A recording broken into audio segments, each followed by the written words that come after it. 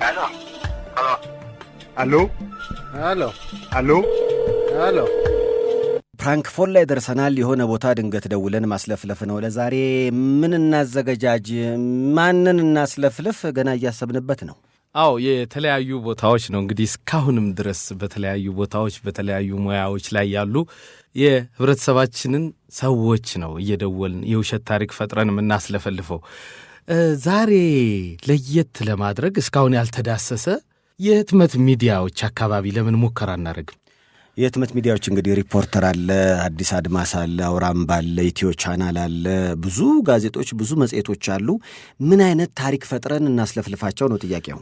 አዎ እንግዲህ አሁን የእኛን ጥበብ የሚጠይቀው እዚህ ላይ ነው። ምክንያቱም ሁሉንም የጋዜጦችንም ሆነ የመጽሔት አዘጋጆችን ሊያስማማ የሚችል መደበኛ የሆነ ነገር ማሰብ ያስፈልጋል። ምናልባት በየትሞቻቸው ሁሌ በተከታታይ ሊያወጧቸው የሚችሉ የተለያዩ ጉዳዮች አሉ። ግን መደበኛ የሆነ ነገር እናስብና የተጭበረበረ ታሪክ ህትመታችሁ ላይ ወጧል ተብሎ አንደኛው ላይ መጣልኝ ማጋ እንደምንደውል አላውቅም፣ ግን ብዙ ጊዜ የአርባ የሙት ዓመት ፎቶ እየተለጠፈ የሐዘን መግለጫዎች ከቤተሰብ ይወጣሉ።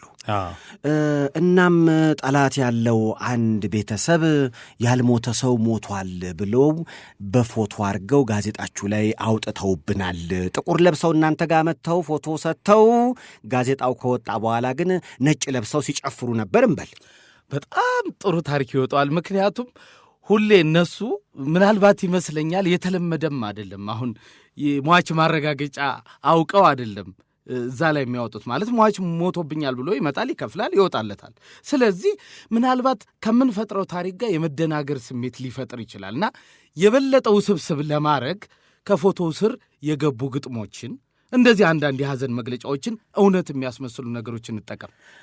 ማጋ ይደወል ነው እንግዲህ አንድ ጋዜጣ ጋር የሚመረጥ ማጋ ኢትዮ ቻናል ሳምሶን ማሞ ያስኬዳል። እንግዲህ ሳሚ ምናልባት እንዲህ አይነት ነገሮች ሊያስደነግጡት ይችላሉ። ምክንያቱም ሐዘን ስለሆነ እንዴት እንዲህ አይነት ስህተት ሊፈጠር ቻለ የሚል ይመስለኛል። እስቲ እንግዲህ ሳምሶን ማሞ በማስታወቂያውም እናውቀዋለን፣ ዘርፈ ብዙ ነው፣ በተለያዩ ስራዎቹ በጣም ገናና ነው። ሳምሶን ማሞ ኢትዮ ቻናል ጋዜጣ ማኔጂንግ ዳይሬክተር ስለሆነ እሱ ጋር እንደውልና የውሸት ታሪክ ፈጥረን እስኪ ኢትዮ ቻናልና ስታፉን ትንሽ ደንበርበር እናርጋቸው። የታል የሳምሶን ማሞ ስልክ? የታል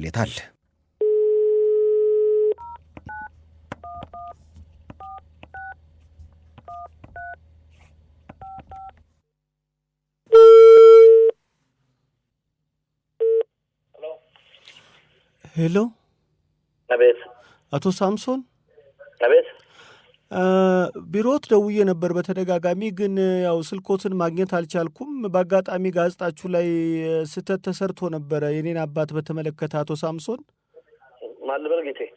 እኔ ቢንያም እባላለሁ። እሺ። ጳጉሜ 5 በወጣው ጋዜጣችሁ ይመስለኛል። ጋዜጣው እንኳን እጄ ላይ የለም፣ ግን የሙት ዓመት የምታወጡት አለ አይደለ? ያልሞተ አባቴን ስምና ፎቶ አውጥታችሁብኛል። ሄሎ። ይኸው ያልሞተ አባቴ ነው። እርግጥ አሁን በጣም ተናዶ ሆስፒታል ነው ያለውና እንዴት ነው ልናደርግ የምንችለው? ማን ያወጣው? እናንተ ጋር ይዘው መጥተው እሱ ጠላቶች አሉት እንዴ?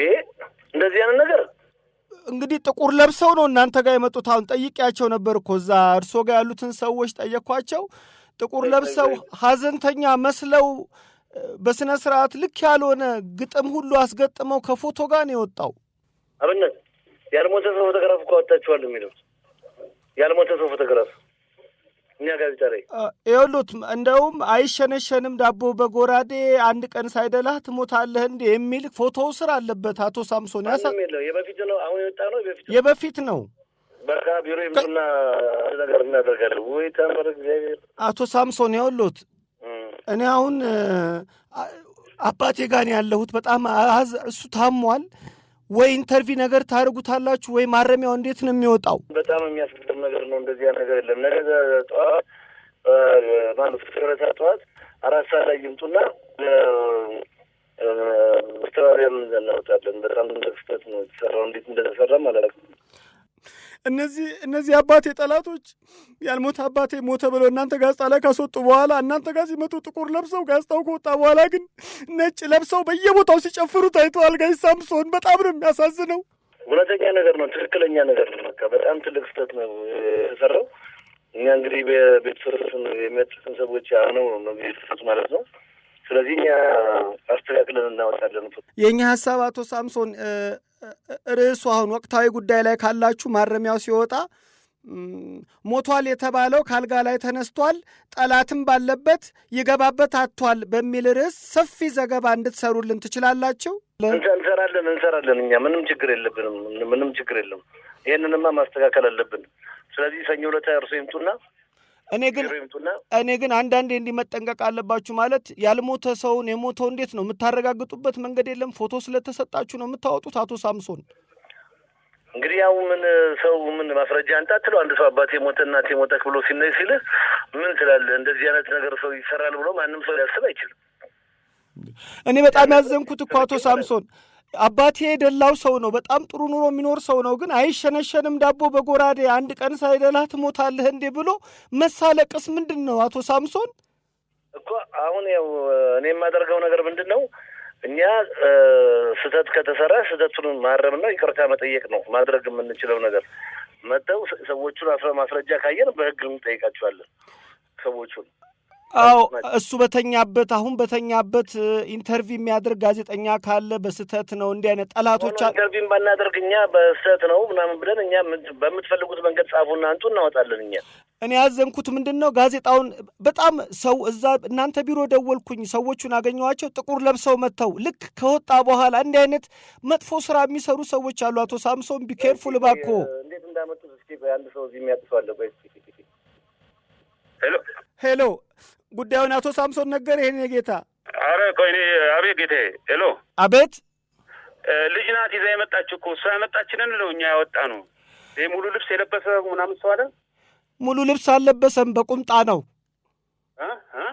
ሙሉ ልብስ አልለበሰም። እነሱ ናቸው ከላይ ፎቶውን ብቻ አድርገው ከስር ሙሉ ልብስ እንደለበሰ አድርገው ያታለሏችሁ እነሱ ናቸው። እኛ ልጅቷ ናት ያመጣችልንን ያወጣ ነው። ራሷ አረጋግጣ ምን ብላ ነው ሄደችው? በሲዲ ከፍላም ብላ አረጋግጣ እሱ ነው ብላ ነው። የሙት ዓመቱም ካርድ ሁሉ ይዛ መጣለች። እሱን አይተን ነው እኛ ያወጣ ነው እኮ አሁን ያው ጠላቶች ናቸው እንደዚህ የሚያደርጉት እኮ ብዙ ጠላቶች አሉን በዙሪያ። አባታችን ደንግጦ በንዴት ሆስፒታል ገብቷል። ይሄ በጣም የሚያሳዝን ነገር ነው እኮ። እናንተ ማጣራት ነበረባችሁ እንዴ? የአባቴ መሳለቂያ ያደረጉታል እንዴ? ለምሳሌ እንዴ አይሸነሸንም ዳቦ በጎራዴ አንድ ቀን ሳይደላ ትሞታለህ እንዴ?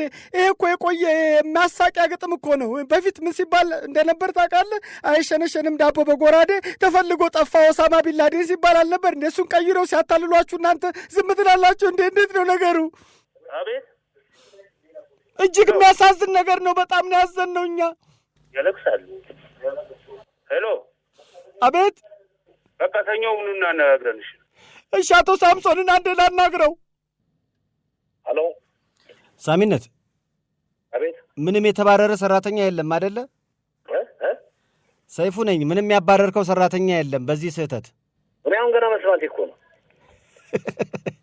ፕራንክ አድርጌሃለሁ እባክህ። ሰይፉ ፋንታውን ነኝ። ወይ ታምረ እግዚአብሔር። እኔ እኮ ሰውዬው ሲያለቅስ እኮ የሆነ መስሎኛል። እንደ በግጥሙ እንኳን አትጠረጥርም ሳሚ። አይሸነሸንም ዳቦ በጎራዴ አንድ ቀን ሳይደላህ ትሞታለህ እንዴ የሚል ግጥም እንዴት ነው የሚወጣው? አይ ጠላት አለ ምናምን ሲሉ ሳምታይምስ ኢት ሃፕንድ በቃ ሊሆን ይችላል ምናምን ብዬ ጠርጥሬያለሁኝ። ግን አሁን እኔ እኮ የኔ ጋር ያሉትን ሰራተኞች እየጠየቅኩኝ ነበር ታውቃለህ። በምን ተምር አልጠበኩም። አንድ ሰው ጥቁር ልብስ ለብሶ እንደዚህ አይነት ለማጨበርበር ይመጣል ብለህ ልታስብ አትችልም። ደግሞ አንድ ሰው አባቴ ሞቷል ካለ ላይሰንስ አለው ወይ ልትለው አትችልም። ያው ገብቷል። ጥቁር ለብሶ እስከመጣ ድረስ ግን ፎቶዎች ይወጣሉ ሳሚ። ምን ጥያቄ ያለው በቃ ፎቶ ይዘው ይመጣሉ። የሀዘን ስሜት ድባብ አለ። ያው የ40 ቀን መታሰቢያ ነው ይወጣል። ግን እንደ አይደለም እንደገና መጥተው አረጋግጠው በሲዲ ይዘው መጥተው አረጋግጠው ገንዘብ ከፍለው ነው ያወጡት። እና እንዴት እንደዚህ አይነት ስህተት ይሰራል ብለህ ትገምታለህ? ምን አይነት ጠላት ይሆን ነው ይሄ? ጭራቅ መሆን አለበት እንደዚህ ይሄን የሚሰራው። እንዴ የሚያስገርም እኮ ነው።